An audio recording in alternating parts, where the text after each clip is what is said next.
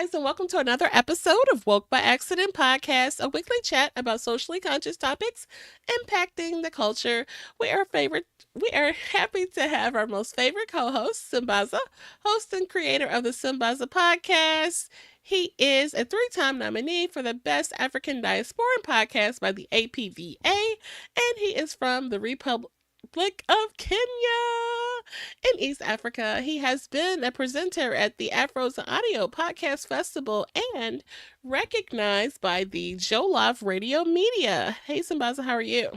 Hey, I'm good, Jen. How you doing today? Doing well. Glad to be here. Another Yep. great, exciting show. We have a special guest. Really excited about our topic today. And the Um, holidays are coming. what's that? Thanksgiving is coming. Okay. Thanksgiving is coming. Yes. Okay. Check, check, check. I want to make sure I hear you clearly. But yes, Thanksgiving holidays are coming up. So, you have anything special you guys do for the holidays? Big family gathering? Yeah, it's gonna be a big family gathering. Friends are gonna show up, and I think, yeah, that's how it is. We have a lot of families, and oh, guess what? I got this T-shirt, Pod Pops, from the Afros and Audio. We're still repping stuff from Afros and Audio. Okay. And actually, our guest is a former Afros and Audio attendee as well. So Okay. it's all about what do you call it, collabos and getting together as a community and family. Absolutely. So, yeah, that's definitely worth sharing that our guest is someone that another content creator that we were able to network with. And shout out to Sambaza who actually worked networking out on behalf of the show. And yeah, that is how we got our next guest. So we're really excited about that. And we will tell you more shortly. But we'll be talking about finances and money. So, really excited about this topic in particular. I know I feel this way about money. Something that, definitely we want more of. And how can we, you know, be our best financial selves and all of the things. So, yeah, And what did we say? Money, money, money, money. or it's all about the Benjamins. Either one, whatever. Well, So, in particular, living paycheck to paycheck, that concept and how we can free ourselves from that. Thoughts on the topic, and before we introduce our guests. I can't wait to get into this topic because we all have this issue about living paycheck to paycheck. So Mhm, um, mhm. when we get our guests to come on the show, he'll probably tell us more about how to overcome it and be better with our monies. And especially now, we're going into the holidays, and this is when money get you spend a lot of money and you can't get to kind of catch up come January till the end of the year. So you might put yourself in this loop of losing money all the time. So you kind of have to be careful, especially during the holidays. For sure. Yeah, definitely. It's would behoove you, or to have a budget and be a little savvy about your finances, especially around the holidays, and any time really. Especially when you have small businesses and maintaining a household and mortgage and all of the things. So let's get into it. So really excited to introduce our guests. We are excited to have the insightful host of About the Wallet, a podcast dedicated to financial literacy and empowering listeners to take control of their finances. So, our guest began his journey on the east side of Baltimore, where he attended Baltimore City College and grew up facing the challenges of poverty firsthand. And through his experience, he has developed a deep understanding of financial struggles that many people encounter, like the paycheck to paycheck lifestyle.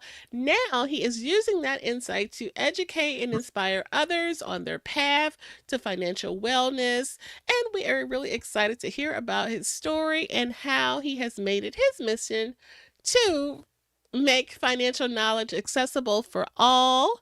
With that, Mr. Anthony Weaver. Hey, hey, hey, what's going on, everybody? So thank you guys Hey, so much for having me on the show. yes, welcome. Yeah, so if you want, I mean, for everybody that's new to me, first off, my name is Anthony Weaver. I'm the host of the About That Water podcast, where we help the sandwich generation build confidence in their finances and so that they can actually talk about money, spend money, and make money confidently. So that's what we do. Nice. Simbaza. Yeah, he's on mute. Now, excuse me about that, but I got it now. So, welcome to the show, and I really appreciate you coming on. Thank you for taking your time. Now, I want to welcome everybody who's in there right now, talking about the guests that we have or the guys who are online listening in. Please feel free to say hey, and you can say your name and where you're from, and ask any questions. Please feel free. So we'll jump right into it and ask this question. Can you define what it means to be living paycheck to paycheck and why so many people are in that situation today? Well, first off, that's a loaded question. Because when it comes to living paycheck to paycheck, it doesn't matter how much money you make. And by definition, is that you are pretty much living is exactly what it is. It's like as soon as you get your paycheck, you're getting giving it a name and paying your bills directly. Sometimes it's a good thing, sometimes it's a bad thing. For me, I look at it as a good thing because then you're doing zero based budgeting and with zero based budgeting, which means that you're actually giving each dollar a name so that you can actually have it go towards your savings. You can have it go towards your childcare. You can have it going towards your vehicles, your lunch, your dinner, whatever. But that means at the end of the day, when your check comes in, you now gave it a name. And by hopefully the next paycheck, you have $0. So now that you're waiting for the next check to come in to go ahead on and do the same thing. But there's also a lot of cons against that because you get surprised events that come through. And that's where the emergency fund comes in. So if you put that part of your zero based budgeting, it's okay. You can have your snack fund on the side. You can have your emergency fund on the side. I think I have about five. Yeah, I have like five different bank accounts right now because I like the zero based budgeting process. So it really depends on the person and also the mindset of what they planning on doing with their dollars. And sometimes you have to say, like, what is it about that person or what lifestyle are they living? Are they living beyond their paycheck? Mhm. And that's where it becomes a problem. And that's where it becomes an issue because a lot of the issues now, keep in mind, everybody, this is for educational purposes only because personal finance is personal. So take what I say as like a grain of salt. So, just season it with whatever you want to. But one of the things is that when it comes to understanding your finances, you need to know your lifestyle. If you're not making enough to live the lifestyle that your friend is doing, that your buddies are doing, you want to go out on the weekends, you want to do all these fun things, or you're seeing people on social media doing all these things, do not compare yourself to somebody that's living on credit because you will find yourself chasing that dream that you thinking they have it all together and they could be in debt. So you need to really think about what it is that you're trying to achieve for your life and stick to those. You need to stick to your morals. At the end of the day, just stick to your morals, set your boundaries, and you'll do just fine. So that's why I say it's a loaded question, only Mhm. because it depends on the person's finances and where they want to go and are they really meeting their needs for their family. You mentioned living beyond your means, and that's really kind of the nuts and bolts of why someone's, you can speak more to living beyond your means. I think I know what that means in my mind, Yeah, so living beyond your means is there's more month to you. I mean, there's more a month than your paycheck. So you'd be like, man, where all my money go? It's like that's the first thing. You feel like, man, I thought I had some money. You at the grocery line just swiping like this is all I got. And that's it. But also, there are sometimes, depending on your bank, if you don't set up those barriers and those boundaries for yourself, you need to put this Mm, thing on child protective mode, meaning there are no overdraft fees. Like you can actually, a lot of the banks now allow you to turn that off so that you do not over withdraw from that mhm, particular account. Or you can actually have it automatically pull from a different account. So if you do the zero based budgeting, like I do, you can actually have it pull from your emergency fund or your snack fund or whatever fund that you have available so that it can continue on with that withdrawal. Now, for me personally, I'm a credit card person.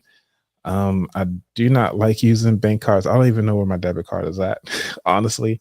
But I know where every dollar's at. I just don't know where the card is at because I use the credit cards heavy. I'm a points right. guy and Yeah, yeah, cashback yeah. stuff. Yeah. So, but Okay. yeah. Oh, that's interesting because Mhm, um, I worked at a bank before, and I don't know if it's changed this time. Like you said, things have changed a lot. They would allow you to overdraft at least $120. One of these banks would allow you $120. Once you hit that $120 mark, then they start now charging you on overdraft fees. And I think Texas, they used to charge you, and I'm saying used to because I don't know if it's still there.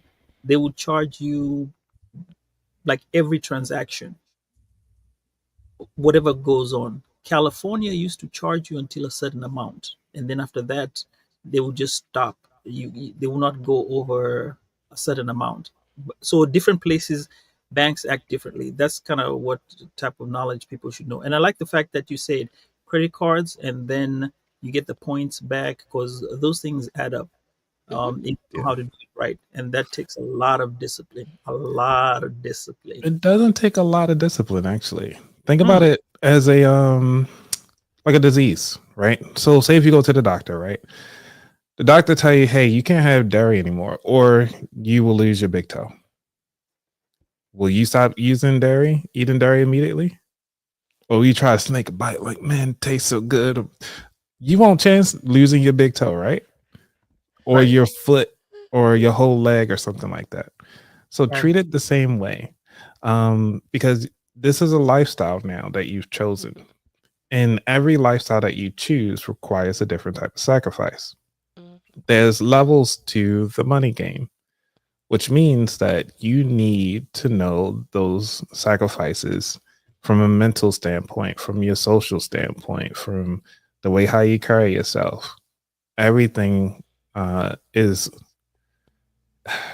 encompasses into the spot where it actually impacts your dollar and how you're actually spending it. Because if you carry yourself like you look at somebody else's shoes, like, man, there's some busted up shoes. Why don't you worry about the person that's in the shoes, not about the shoes? Those shoes probably got a story to tell. But hmm, depending on your culture, you just look at their attire, be like, oh, they a bum. They ain't got nothing on. And I believe what was it? Mark Cuban, or was it the other guy that was on Shark Tank? The tech guy. Forgot his name. But he was saying it's like worry about the person that's not in the suit. The person that's in a regular t-shirt is the one you need to worry about because they choose to do that versus a person that's in the suit. They have to do that. And because when you start understanding your self value and your self worth, and this is the reason why I do the show, is to build that confidence. It's like you don't have to worry about what other people are saying about what you're doing with your life, what you're doing in your household, what car you drive. Are they paying those bills? No.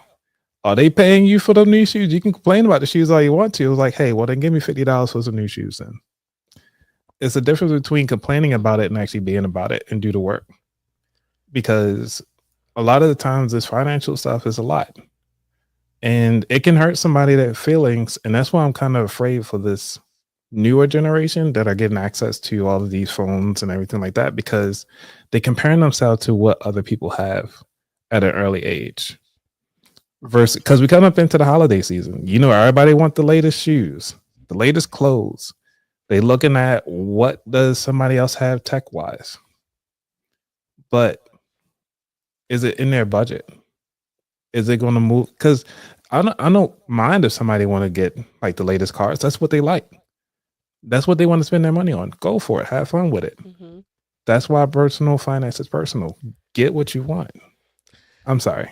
You know. No, So like this is good. And Hey, soapbox. preach, preach, Yeah. preach. but you know what? There is pressure because people do stare and look at your shoes. You know what I mean? Or and as a lady, they look at your hands. And if your hands, your nails are not, my nails are not done right now. You know what I mean? Right. But sometimes you notice that people will like look at you like, oh, she kind of a in your mind you think they think I'm a bum because my nails aren't done, or you feel like and you notice that people look down at your shoes like, hmm, Yeah. so there's pressure to, okay, I need to tidying myself up and portray a particular image. And, oh, I may have to push, the limit on funds to keep up with the, I hate to say keep up with the Joneses. Joneses because I hate that expression. I really hate that expression. But we do it. We We do. do it. We'll go philosophical when you start talking about if you know it that you have $1 million in the bank Hmm. and you drive, uh, say, a Toyota Corolla, and somebody comes by with a Mercedes Benz or a Range Rover. Hmm. Um, and like you said, let's talk about the shoes. You're not dressed up all that way, but in your at the back of your mind, oh, you have $1 million sitting in the bank. Is it more philosophical, or is it something that you grow into? You understand? Again, if that's what they like, that's what they like. Because like for me, I like tech stuff. Like for me doing this podcast, yes, I could have got a cheaper mic. Yes, I could have got less lighting. Yes, I could have gotten something besides the sound deck that I have because I want to make sure that the message is clear and fresh for everybody because this is what I enjoy. So if somebody gets a Corolla, then that's not what they value. And so when you want to compare somebody to every little thing you purchase, you're going to be sad. Wasn't it what comparison is the thief of joy or something like that? And because you want to keep comparing yourself, you're going to constantly feel like you're worthless. Hmm. So be comfortable in what you have today and where you've came from. Hmm. And I like this conversation about, when it comes to generational, because you also think about generational wealth, right? Or generational impact and showmanship on things. I can give you a perfect example. When I was growing up, I say in high school, my mom was like, "Hey, you need to get a leather jacket." And I'm like, "Why do I want to get a leather jacket?" She was like, "Because all the kids getting them and I never had one." And so she was like, "All right, cool, you get a." So then like she pretty much dragged me to the store, bought a leather jacket. I spent what like $200 on this jacket, wore it one time to school, and I left it in the closet because I was like, I'm not a leather jacket person. Hmm. It was never my thing. And because she wanted the best for us, because she didn't have it, it's like the more I didn't even want the best. I was like, I'm just happy to be alive, happy to have some clothes and a dry roof over Oh, my head. wow. So I'm very minimalist as much as possible, even though you see all these books back here and all this stuff. But these are sentimental things. Yeah. But, Yeah. these are like little tokens of like everything that I have now has a story.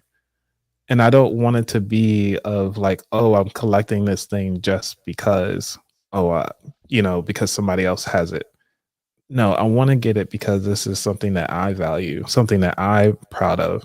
And then surprisingly, people was like, "Oh man, that looks really nice." Like this this thing, this vest, I say at least is about 12, 13 years old now.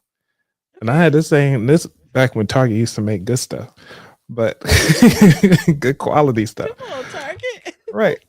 And like most of my clothes I get from the thrift store. So it's like, Okay. why compare? It doesn't. But the thing about it, you have to find that confidence in yourself to say it's okay to not have what somebody else have, and I'm happy with what I have. So and that's it. Just all goes back to really finding who you are where you want to be, and are you aligning? Hey, just like Taylor was saying, Taylor says, journey through finance says, align your money with your value. And that's exactly it. Make sure that you're focusing on your value, what you're adding to yourself, and just keeping your mental space together. It's the best thing you can ever do. Because from a guy, come on, Sabas, Yeah. you know, from a guy perspective, a woman can look amazing, but if she's constantly nagging you, asking you questions, like, bro, can I just get a break? You will go have a long drive just to get some peace instead Mm. of dealing with the constant stuff that she knows are pushing your buttons. I will say that. And you said something. I don't know. You may have said it in passing, but you may not realize. But it just touched me right now. You said something about your mom getting you that leather jacket because she thought you needed a leather jacket. I've done that same mistake as a parent. My son used to Mm, love Skechers. He was a Skechers dude all the time, and I was like, "Why don't you get yourself some Jordans?" Because I mean, Jordans are expensive. Why don't you get them? He still was on. He was on. Yeah, he was on the Skechers deal until when he turned about 11, 12. Then now he's talking about the Jordans. He's Giannis. And he's into Giannis, not even the Jordans. He doesn't want a Jordan. He's into Giannis. So I think sometimes even us, the generation, we have to be careful what we teach our kids. Yes, I want my kid to look good. I want him to look great. I don't want him to look like, yeah. But I also have to be careful about what I teach him. Sketches mhm. are shoes. Wait, Let him Sebastian, learn. you made your son get Jordans? Is that what we heard? That's what it sounds like we hearing. You wanted to spend that money, right? Yeah, I was gonna spend that money for him, get some Mm, Jordan, get some other shoes. But he was into sketches for a while, and then when he grew up, he kind of he got in himself, and then he changed. But his shoes are not very expensive. He'll get shoes that are not too expensive, but it's not like I'm the one who's making the choice for him. He made the choice that he wants those shoes, and I kind of like that idea that you say that people may not have caught that as us parents, even like right now, we're still going into the time like maybe even when we go into the festive seasons or even when the school years start when you're buying for school uniform for those kids who are allowed to wear clothes, different type of clothes. Kind of watch what you drive your kids to wear because yes, it might give them a good impression, but then again, are you making them money conscious? They're gonna Mm. how are they spending it? Okay. yeah, So that's what I was trying to allude to with the with your mom and me being a parent as well, having Mm. done that. yeah. I Because think. I was an Air Force One guy Oh yeah, growing up with shoes. Okay. Yeah. Okay. Until the song came out and then they got popular, then they jacked the price up. Because the Air Force Ones, they used to be so cheap. I would say like 30 Yeah. $40. As soon as the song Air Force One came out, I was like, bro, why they $70? I just stopped buying them. I went to Canvas shoes. I was like, give me the Converses. I'll take some Converses for a while. the Converse are now That's expensive. I That's funny. why I started wearing those too. Now I got some no name brand boots, like some Chelsea boots now. I'm like, I got Chelsea boots that's not even leather, it's like some pleather or whatever. Like those are my boots. Okay. Well, so some I new Okay. inserts though.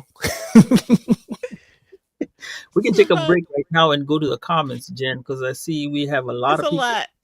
Yeah, we got a lot of people there to talking today. So, in the beginning we asked people to say where they're from. We only got one person, but let's go through it.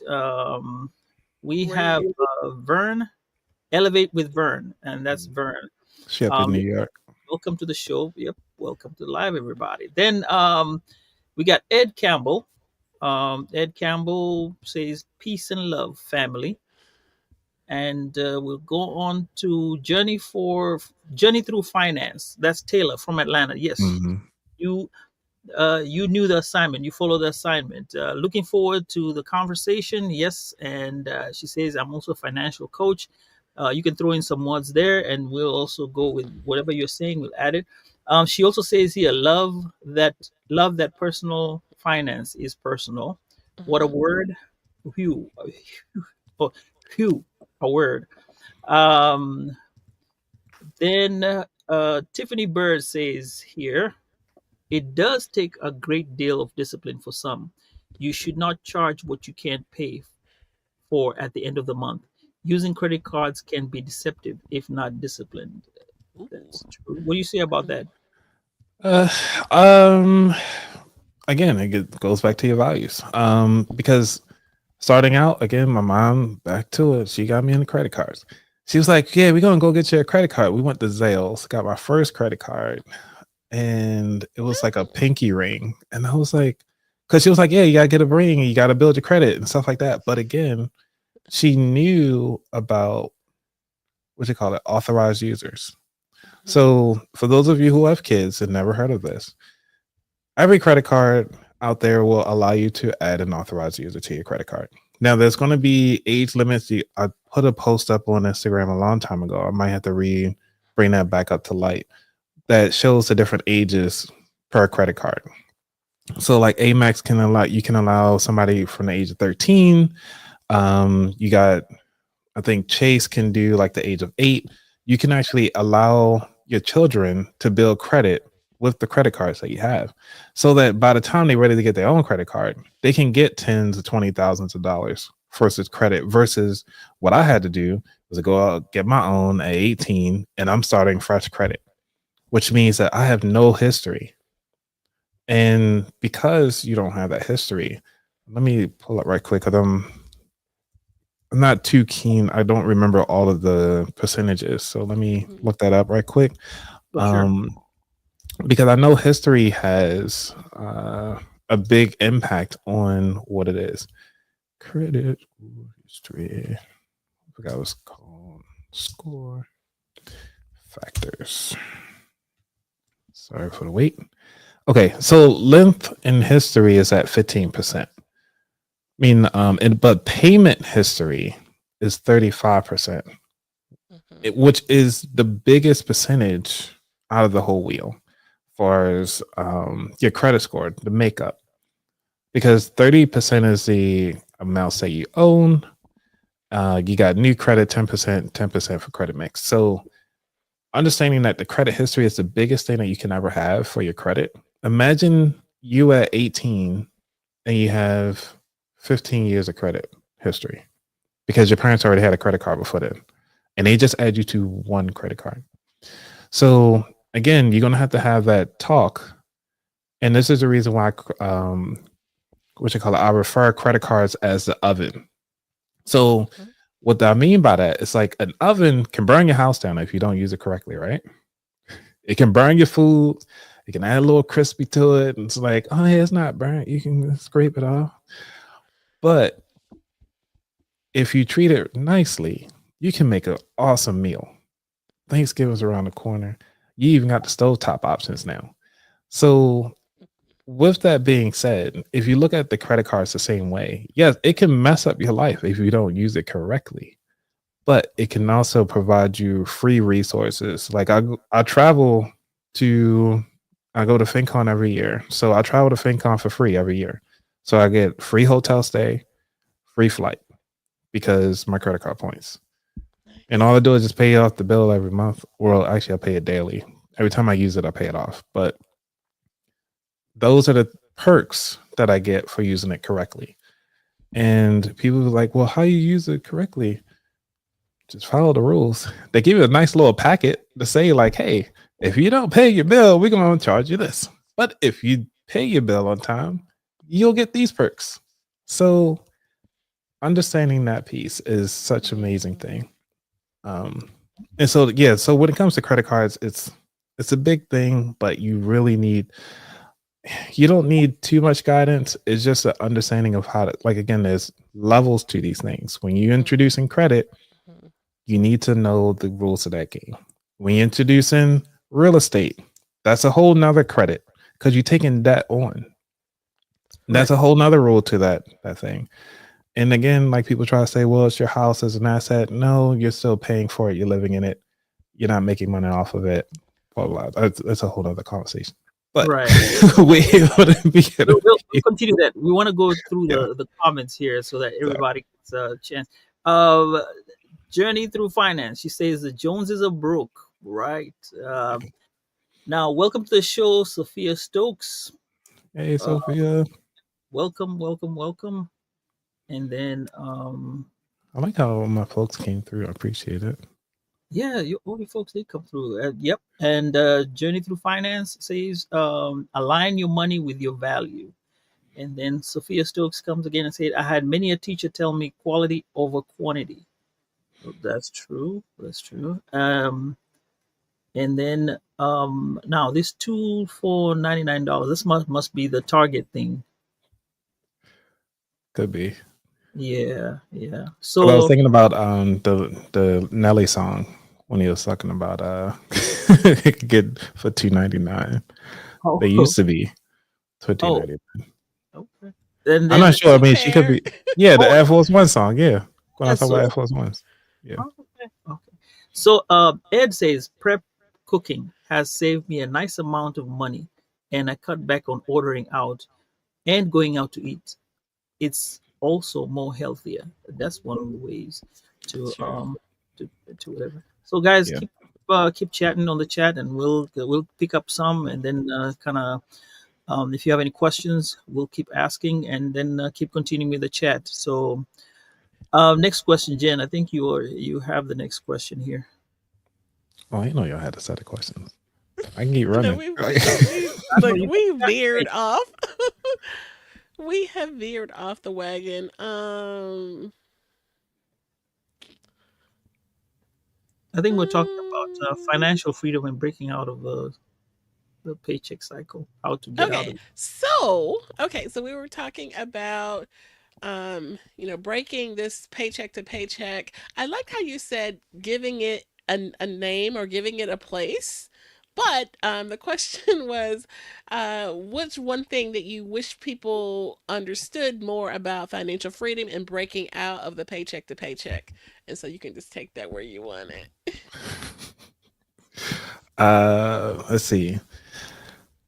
Well, you have to kind of figure out what is it that you consider, you know, wealth. What is it? Mhm. What is it for you, for your family?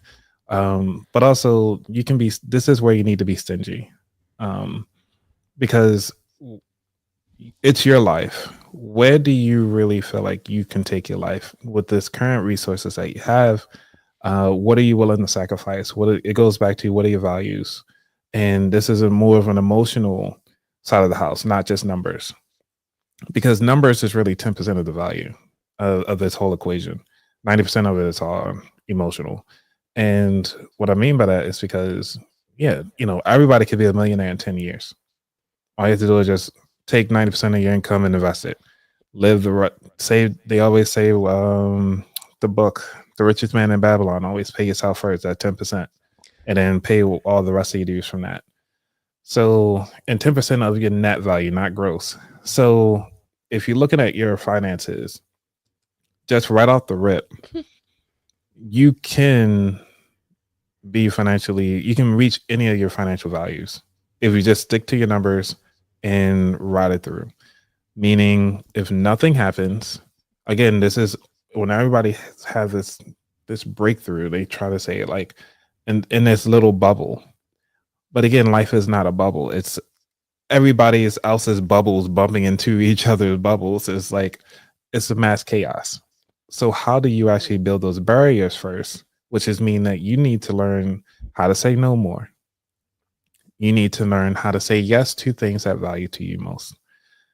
That is the best way to actually, those are the two things to really help you get out of the rat race of the financial churn and burn. Secondly, I mean, Ed brought up a good point. This is where I kind of deviate from that a little bit. Is because saving, you only can cut but so much. Because if you got $100, okay, cool, you know how to save $100. But do you know how to grow $100? And that's where I want to change people's mindset from. It's like you cut everything down to the bare minimum. You done followed the feng shui thing. You done did Marie Kondo folding and kicking things out your house that doesn't add value. You did that.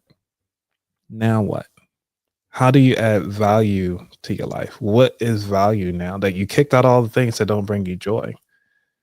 But now let's figure out the things that do bring you joy and bring more of it.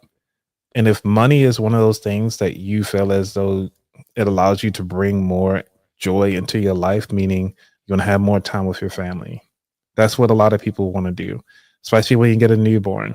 You got that 6 months or 4 months. I think it's like 4 months now for paternity, mean for maternity leave. For guys, I think we get like a month or two for paternity leave, and that's it. But after the child gets to like age 1 and 2, what are you doing?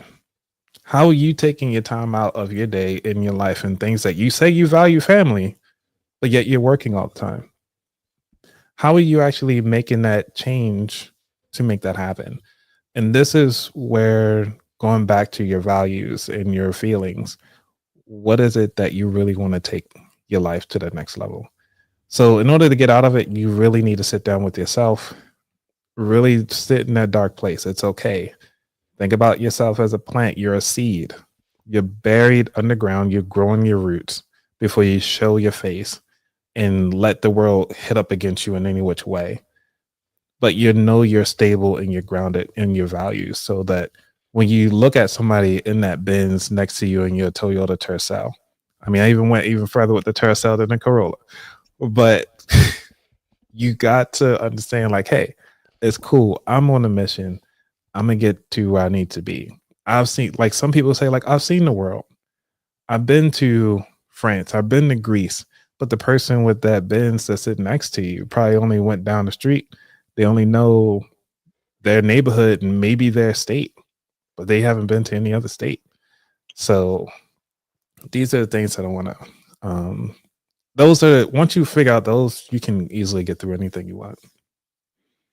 So I'm Wow. going to generalize something. You talked about the values and everything, and I think I may have a question regarding like when is taking vacations. How do you take the vacations? But I think now when you say you put a value to how the vacation is taken, let's suppose somebody here or who will listen to this is full of debt with credit cards. They're overwhelmed and they're living Mhm. paycheck to paycheck. What are the practical first steps that they can start to building up a financial cushion and financial freedom? Again, it's if you want to go by the numbers, because at this point you're already find it like you're emotionally frustrated. If you go by the numbers, take $1. If you can put $1 to your savings account and just say, you know what, this is the start of my financial journey. Is saving that $1. Put that $1 off to the side. Start paying your bills. Do what you got to do. Pay the minimum.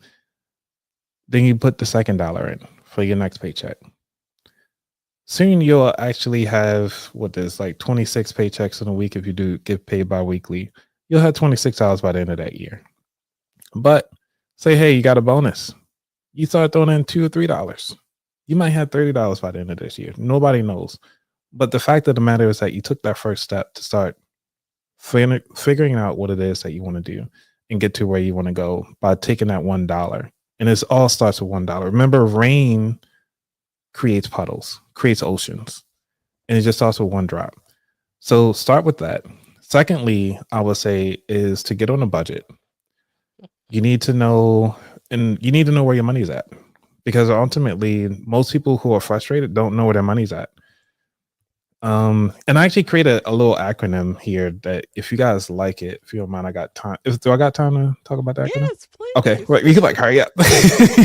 Like hurry. So I created a little acronym that I thought hopefully you guys like it. Uh I think this is like the third podcast I've been on to talk about it. So the acronym is called BIKE. BIKE. If you guys want to write that in the chat, so at least I know y'all following on. All right. So type in B for right now if y'all can follow. So B is for budget. This is a financial plan to project your project what you want, the outline for your income and expenses, because obviously you got to pay things and get things out of there. The second thing is your income. The reason why the I is income, because that is one of the things we all know how to do, but this is the engine that drives everything. Think about it these as like the pedals on your bike, because the more muscle that you build, the faster this thing can go, which means that the more income you can make, the faster you can achieve your goals. Now that we got that, Think about K. K is the knowledge, which is the understanding and the skills that are necessary to complete all of the tasks that's necessary to either A, make sure your household is in order, making sure that you know where your money's at. Also, when's your next paycheck coming in? What skills that you need to build to take you to that next level. Now, E is execution. If you guys can write down execution, a lot of people right now they want to execute, but they don't have the other three. Execution is a process of carrying out that plan or strategy. And this is where you're turning your ideas, everything that you planned, everything that you budget for, all that knowledge that you gained. This is where you turn that into action. So once you put that together, you're understanding that this is something that you can reside on, you can rely on, and this is something that will take you to wherever budget that you're into, whatever situation you in, you can get back on it. Because when you're riding a bike, you could fall off, but you know how to ride a bike. You can get back up on it and just start pedaling again. So this is an acronym that I really want that I created because I actually was like, because I like ride bikes. So, I was like, let me come up with something like this. And That's I really like this. dope. So I love thanks. that. Yeah, I love it is. that. It is.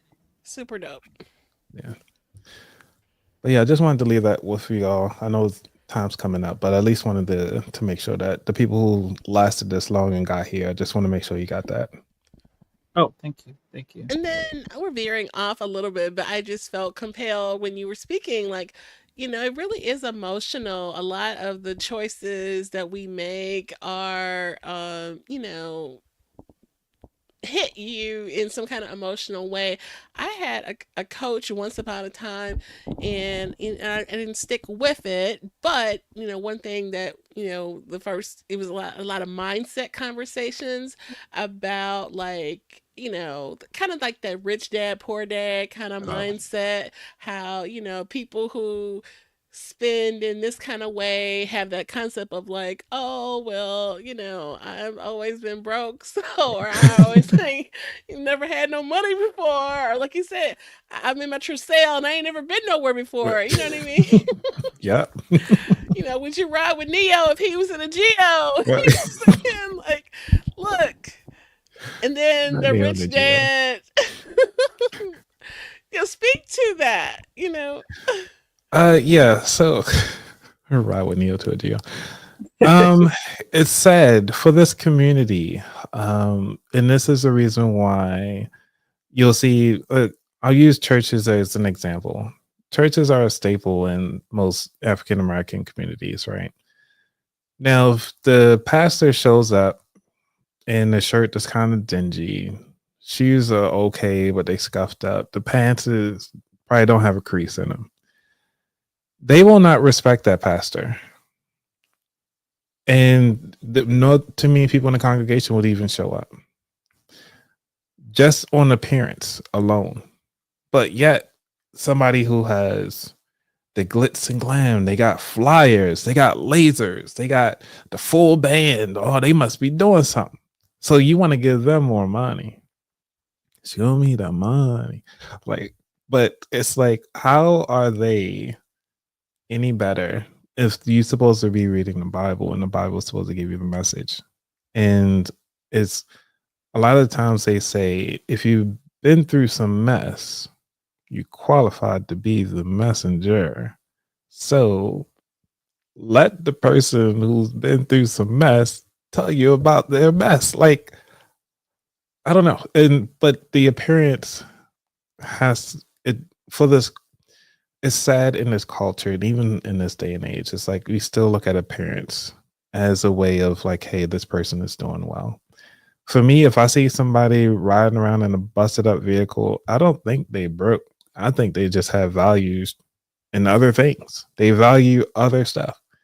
So, but a lot of times you can actually learn a lot from a person. For ladies and guys who are out there dating, if you see somebody with a junky car, usually that's kind of what their house looks like too.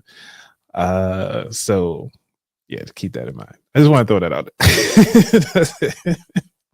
But yeah, far as you know, the appearances, I mean that is appearances that you have to really, I don't know, you have to read more into it. Because sometimes a lot of people who smile and laugh in your face usually have a lot of stuff going on behind the scenes. Because at the end of the day, once we turn these lights off and shut down at the end of the day, we still have a calling to go through. We have, family to tend to. We have, I'm hungry, so I got food to tend to. So it's like you got things going on behind the scenes that we don't showcase all the time. And people who know me, who've been rocking with me for a while, know like I'm as transparent as I can be. I'm approachable as much as I can be. And if I'm taxed out, I'll let you know. But for the most part, I'll be there. Okay, that's nice. That's nice. I really like whatever you've preached to us on, and like somebody through the mess should be your messenger. We're gonna go back to the house. Okay. Ed had a question, and he says, "I have stayed in an Airbnb where the Mhm. owner of the house lived there also. It was also another entrance, excuse me, into the house. So in this case, it was an asset to the owner. I guess that was a question. How would you look at it? Would it be an asset to the owner, or what would you call it? Uh, you're still paying for it. Like they still got a mortgage to pay. It's like at the end of the I mean, day, I guess it's another stream of income, though, right? So, is it really? Because they still got the mortgage. Until the mortgage is gone, that's income. but Because But what? sometimes your the pay is more than the mortgage note, right? Like if you yeah, were had but a that's rental. per month. But I'm Yeah, thinking about the overall. You still owe the bank still owns your house right. until it's paid off. So Yeah. that's what I'm saying. Like once you move out of the house and now it's its own entity, you can go rent somewhere else. Then yeah, now it's an asset. But if you're living there and all these things, it's like if that person in that other room in that Airbnb sets it on fire, like you're not going to collect what renter's insurance. Like, do you get homeowners insurance? Like, there's so many from an asset perspective. It's like giving it up is like I'm not sure. Yeah, I want you to explore this, and I have a Yeah. question because Mm. I have a very good friend of mine, and he's also into the financials. Hmm. And well, not he's into the financials. He is actually does he's in finance, and they have their house, big old house, and they put it on as an Airbnb. From what I'm understanding, is they're making more out of that Airbnb when they want to whereby it pays off the mortgage. And that's what I'm saying. If it's going to pay off the mortgage and you're still living in the house, except when you have to leave off, and even when they need somebody to come in there, like say for example, if they're coming over a weekend, they'll just go out and stay in a hotel. And they say even with staying in a hotel or even staying with friends over the weekend, they come visit. They visited us as well. At the end of the day or at the end of the year, the amount of money that they have spent on the house vis-a-vis what they've earned from the Airbnb surpasses the Airbnb money surpasses what they're paying for mortgage or what comes out of pocket from their mortgage, so that they're making some money out of it. Now that's where That's I think we're kind of looking at, is that an asset or is it going to be a liability? I would still call it a liability. Mostly because you still got to pay for it. And also at the end of the day, it's like until you own that house outright, that's where I'm looking at it as. It's like it's still, even though people, because you can place value on anything. Like the shirt that you have, even though it's from Pod Ops, that can actually be an asset. Like everything you can put under the umbrella can be tangible and intangible assets. But I'm looking at it from, I guess, from like more likely an investment opportunity. Because like some people will say, I think there was a story. I'm not sure if you guys heard about it, but it was a long story. Trying to make it short as I can. It's like a fisherman was out there having fun fishing, and he's going to catch some fish. A businessman see this guy like, hey, why don't you turn this to a multi business and catch more fish and so forth, so that you can go head on and just spend more time with your family instead of going out fishing. But the guy enjoys fishing. that's what he was doing. He was in doing something that he enjoys. And so he was like, well, why am I doing all that to come back to do what I'm doing already? And that's one of the things is like, yeah, you can go ahead on and rent this thing out. And yes, it's paying more than what your monthly mortgage is. But until that house is paid off, what are they going to do once the house is paid off? They're going to continue to do the same thing. They're going to sell the property, or they plan on living it forever. What is the end goal? And that's ultimately what I'm getting at. From an asset perspective, most assets you want to sell those off. You want to give those away to kind of, why are you holding on for them to be like a family heirloom and then put that burden on the next family member? Like, what's the end goal here? Right. And so from an asset perspective, it's like that's the reason why I call it more of a liability, because you're still living there. And at the end of the day, if that house goes up, now they got to go back and go try to find something else. And it's more than likely not going to be the exact same. It's not going to be in the same conditions. They probably either got to pay more and so forth. So it's a whole cycle, but it's a risk in everything. And like I said, there's levels to it all. It's just how do you want to categorize it? Because some people who want to get into real estate, they was like, oh yeah, I make $200 a month. Well, per door, who cares? Like, I can get $200 from the stock market. Like I just today, it was like it was up by like a couple thousand today. And I was like, oh, that's great. So it's like, do I want to go out and just get this real estate property just to do the same thing to make less, put the hassle and everything like that? So it depends, goes back to your values. If Mhm. you see what they're doing is exciting to you, go for it. I know millionaires that rent. They talk about it all the time. They prefer renting because they like to travel. It's really depends on your values. But from the asset perspective, I still put that, especially if it's your primary, I still call that as your liability more Mhm. than your asset, because you got to pay for so many things outside of it. That's why Journey to Finance says living there is a sublease. LOL. Yeah. Oh, and Denise Moore from the Healing Session, Heal and Empower, has just joined us, and she says, "Hello, Yay. family." Fire Hey. emoji. Welcome, welcome, welcome, welcome. Now, I got a question with regard to savings. Mhm. Um, they say black women, and I'm going to say it out there, black women have this secret pocket money they keep out there somewhere. Jen, I know you have it somewhere there. There's Not all the black women women. who are not gonna say, they're gonna say no, but we know you have money hidden somewhere. That piggy bank of yours that everybody says. Let's just say it has $50,000. Would you Mhm. recommend to leave it as $50,000 cash, or yeah, Jen, it's fifty What thousand black woman? You talking about Big Mama's TV or what you? thousand. What black woman? Look, I'm going on You mute. just thought everybody out, right? She went on mute. $50,000. Uh, Mhm.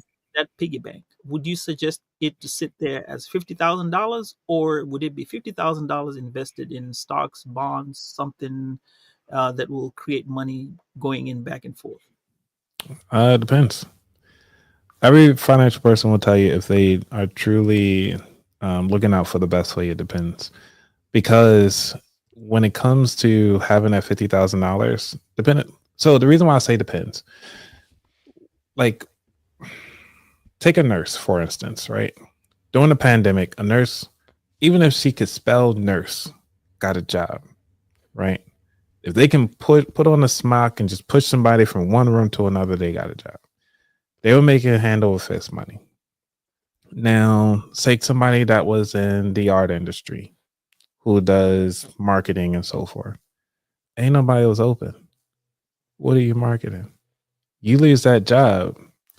How many more months you got to wait to get another job?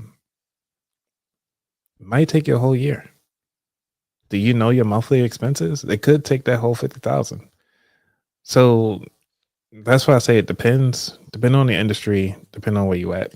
I know it's not the answer you're looking for, but it's the if somebody that's really looking out for your best interest, that is what they're going to look at. It's like, hey, what is your industry?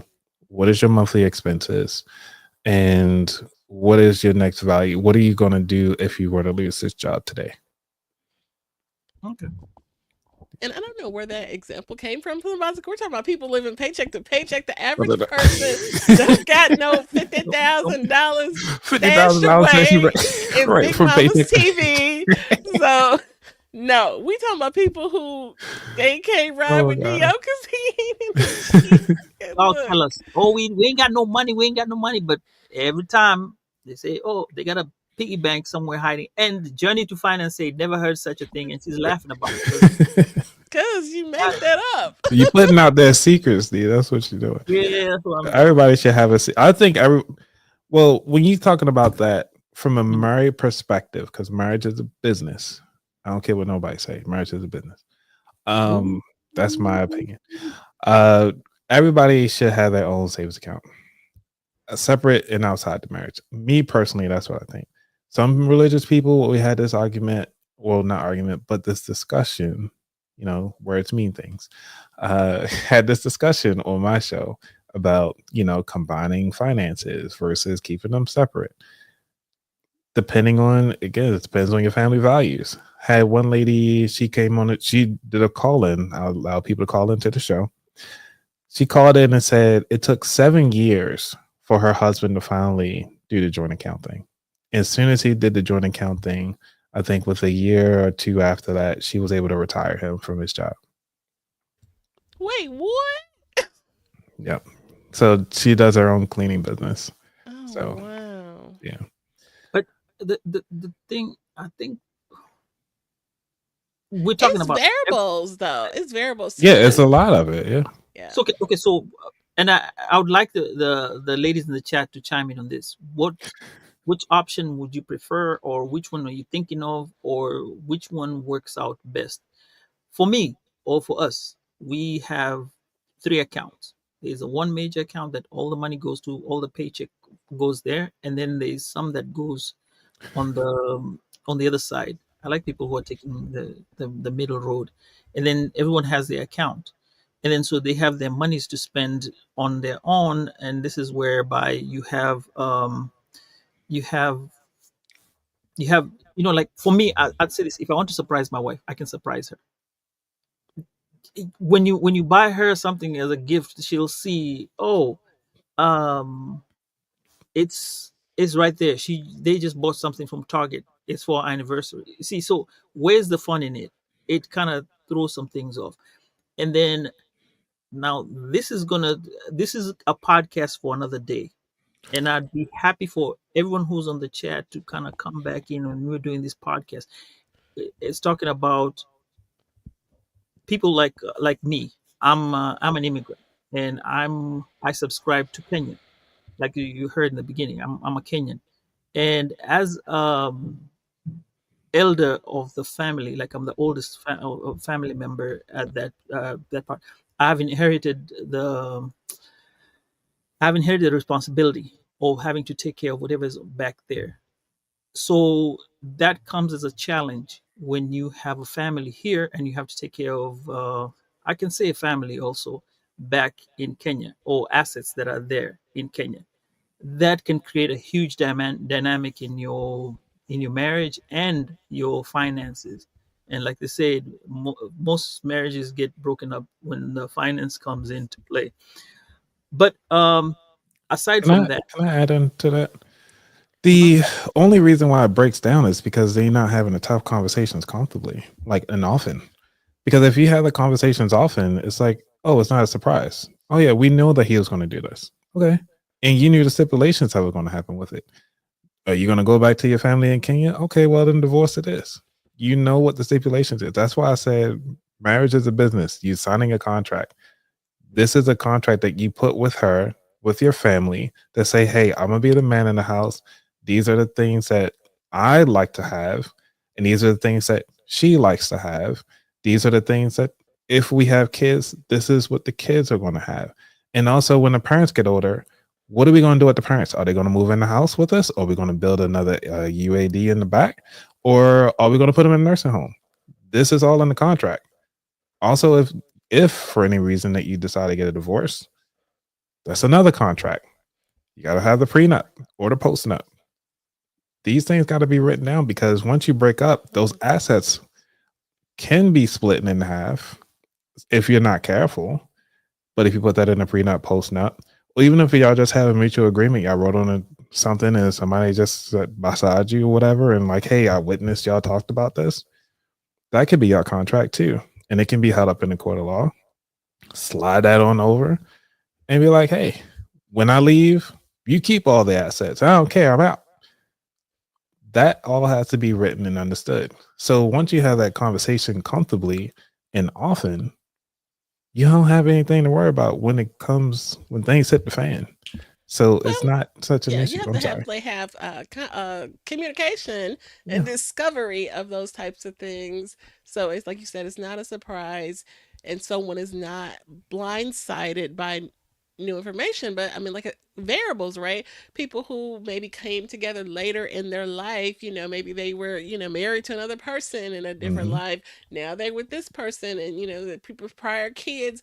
It's like a whole nother dynamic. Like I know a family member where they got together, past 45, prior marriages, prior children, and prior houses and all of that. And so it was okay, we're going to mow to this house, but I got rental property. I don't have extra rental properties. You know what I mean?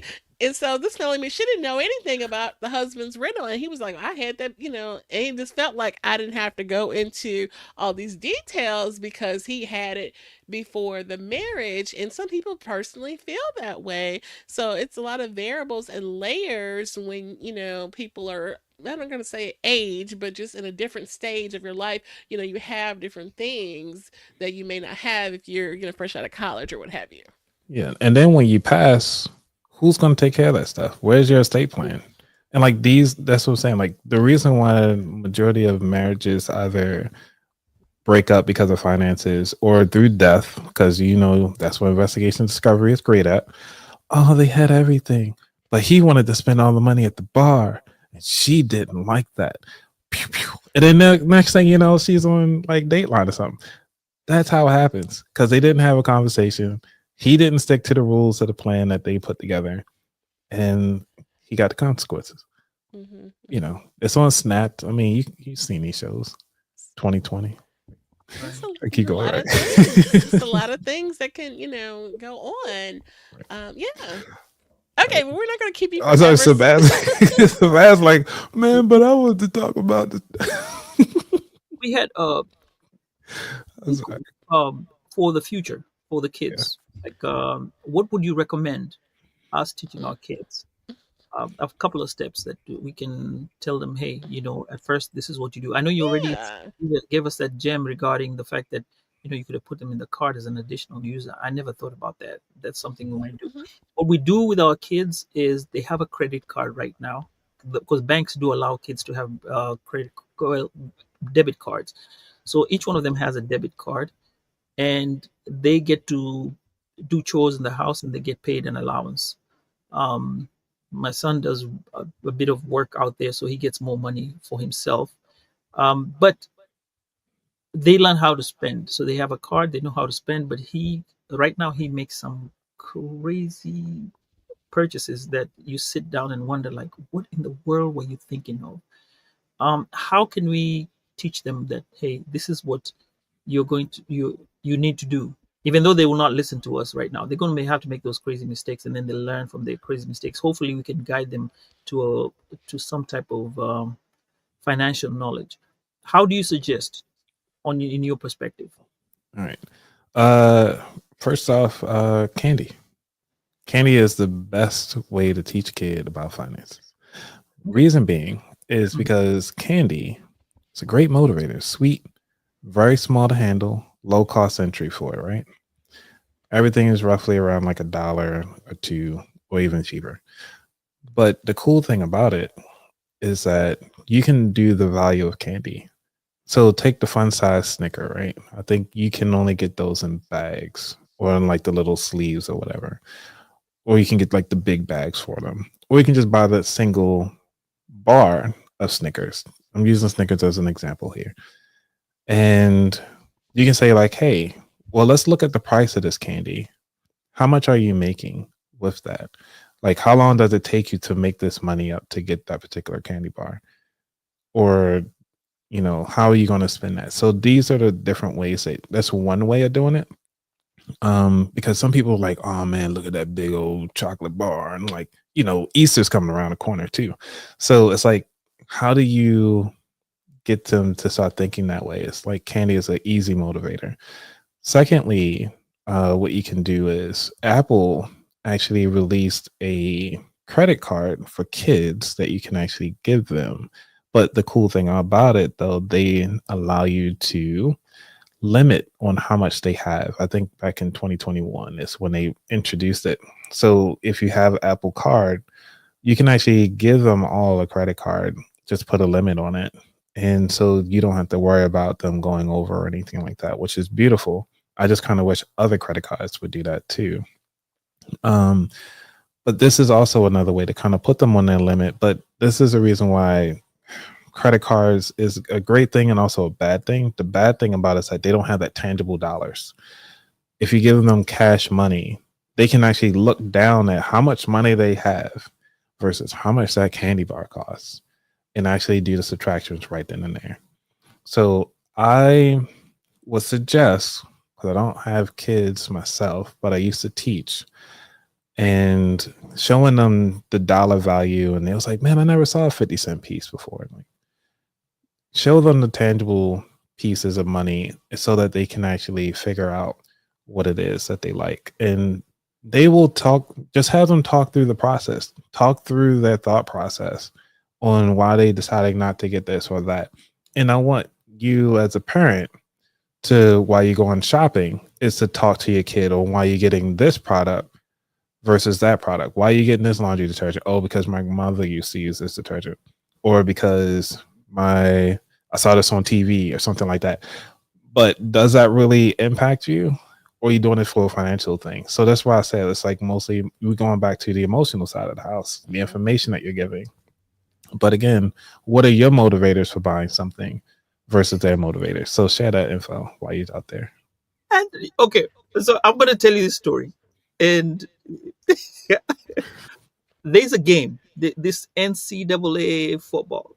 It's Mm-hmm. not been out there for a long time. Just came back this year for the first time.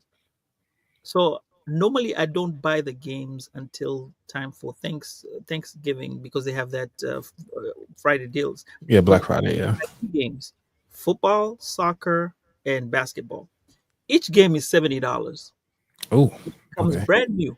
It's $70 minimum, unless you're going for the special one. Okay, Yeah. so if I get it around Thanksgiving, I'll be paying $90 for three games because each game is $30. But if I to buy them when they release them, that's 170 $210. Right. Well, NCAA comes out and it's that weekend, and we go. My son gets some money, and we're driving back home, and he says, "I have to get it," and I was like, "Dude, can't you wait till Thanksgiving when it's $30?" He's like, "No, I don't want to wait that long." And Mm-hmm. I like, okay, look at it this way: you're saving this money. The game, you'll still play the game on and on and on, but it's that instant gratification that he had to have it then, because for him, he'll play it now when he goes to class or when he goes to school, and people are talking about the game. Yep. Can't play the game because he has to wait between, I think it was now July Now. Yeah. till November, when he has to wait and then buy the game at that time. So people will keep telling him about the game, what happens about the game, and he had already been watching videos on YouTube about the game. So I think this is where the time, instant gratification, while with delayed Delayed gratification, gratification. Yep. right? And I couldn't convince him, and I told him, you know what? That's your money. You earned it. You spend it, but There you don't. go. It goes back to, what do you value? If he value video games, but then he lacks on like clothes wear, like how you said, the shoes aren't really that important. If his video games is his thing, video games is his Mhm. thing. You know, if because he will know those sacrifices. In playing video games, they'll teach you that because it's like, hey, you need to save up these amount of coins to buy this particular amount of gear. You need to go to work. You need to put in that effort to get this amount of money to move to the next level in the game. So he understands that proposition. It's just now that he's putting it in real world and he's telling you exactly what he wants when he wants it. And it seems like he's been doing that a lot for you and you're just not listening. That's what I'm getting out of this. Because he was like, yeah, I like these shoes. No, you're going to get some Jordans. Right. I like this game. No, you're going to wait till November. Are there anything else you doing? Like, you need a session? I Like, think so. Look, Now we it's going need to a be parenting. session. It's parenting, and I think I'm thinking about it logically. And at that point, I was for the clothes part. I was thinking of it as okay. I want you to look fresh, right? But then again, his choice.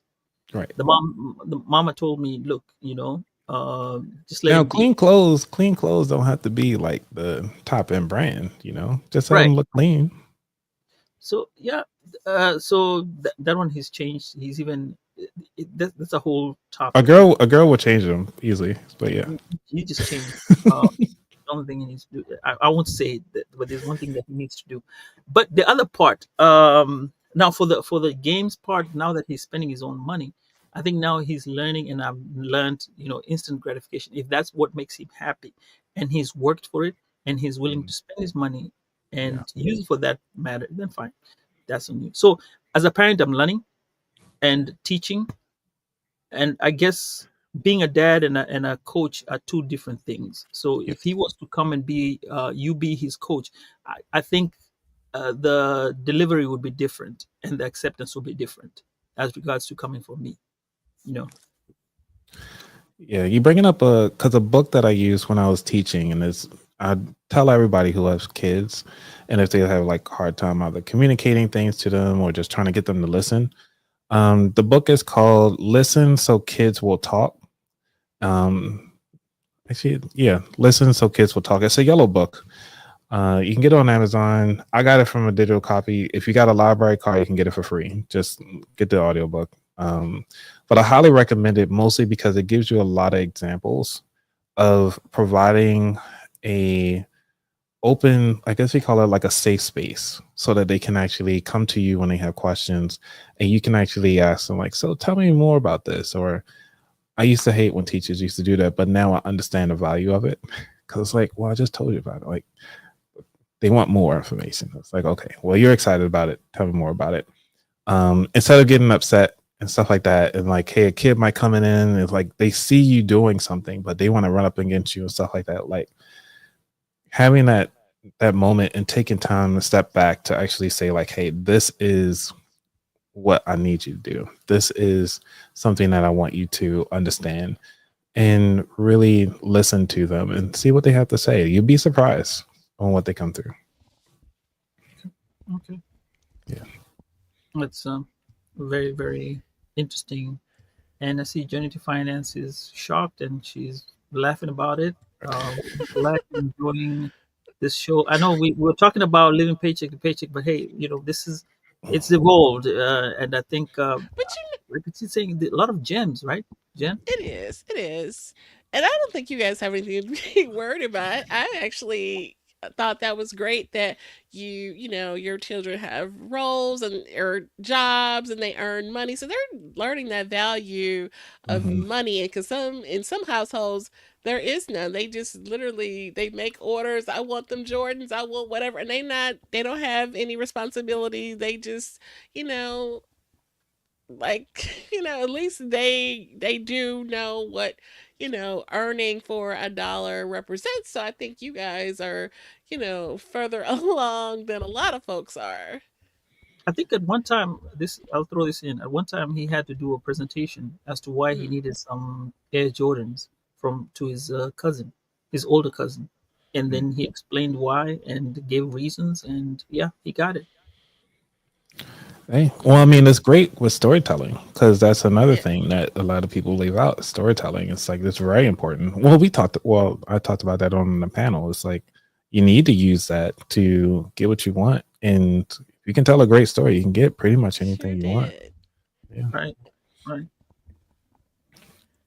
Now you have given us a lot of information about finance and I really like the fact that you were talking about it and then you did it in the Afros and audio. Thank you so much for being part of that community. And, if not for you, if not for meeting you there, I don't know how we would have met. So True. thank you for showing up at that community. Yay. I was an ambassador. I believe I'm still an ambassador. I've not been fired yet.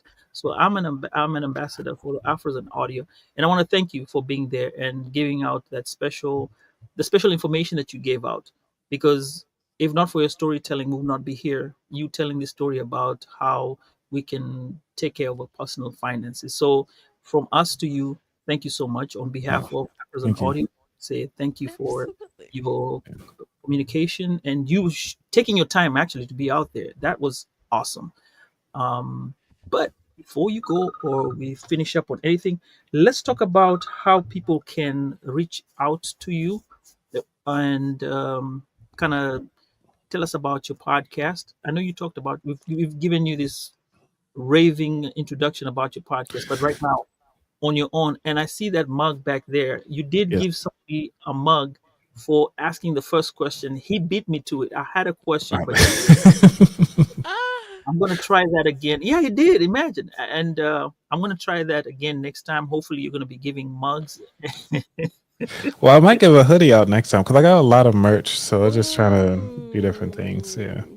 but Oh, also it's hard to do hoodies because everybody different sizes, so I don't have like a one Mm, size fits all hoodie. So the mhm. mugs were a little easier to do. Oh, awesome. okay. Awesome. Yeah. All right. All right. But let's go with your podcast in your own words and how we can reach you. And yeah, there you go. Cool. So one of the ways that first off, thank you both for having me on the show. And Yay. actually, it was awesome meeting you guys in Baltimore at the Afros and Audio. So definitely shout outs to Talib for putting that together. Yay. Um, One of the things that places, as most of you will follow me now, is that you can follow me at About That Wallet on all social media platforms. Instagram is where I'm most active. I am very active as well on X or Twitter at About That Wallet. And I go live every Thursday at 8 p.m. Eastern Standard Time. Gotta make sure I get these standard times in there.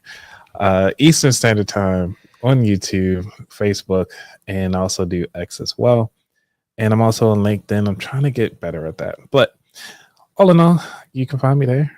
And thanks. Oh, and definitely check out my newsletter. So I do a monthly newsletter. I'm working on my November newsletter. You can sign up at aboutthatwallet.com/newsletter. I'm putting in a lot of information in there. So I'm doing chat GPT prompts. I'm doing taxes in there. You getting Nice. things, quotes from other podcast guests, shows was coming up. I try to give some gems that you can actually utilize today, from budgeting tips, some new investment opportunities, as far as like what is a basis point. Like, so these are things that I kind of talk about inside my newsletter. And so yeah, if you want to keep up with me, see where I'm at, learn some new things, sign my newsletter. Yep. That is I think amazing. I have. I've signed up. I've signed up, so Uh, I'm excited. I'm next. I'm next. I like the fact that I want to give you flowers because people oh, don't give out flowers like talking about it, but we're going to give you flowers for the fact that for your show you did your own artwork and put it out there and had people joining in from your channel.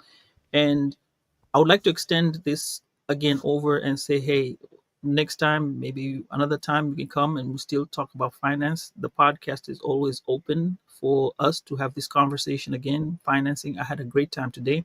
So with that, I'm going to tell Jen, hey, take us home.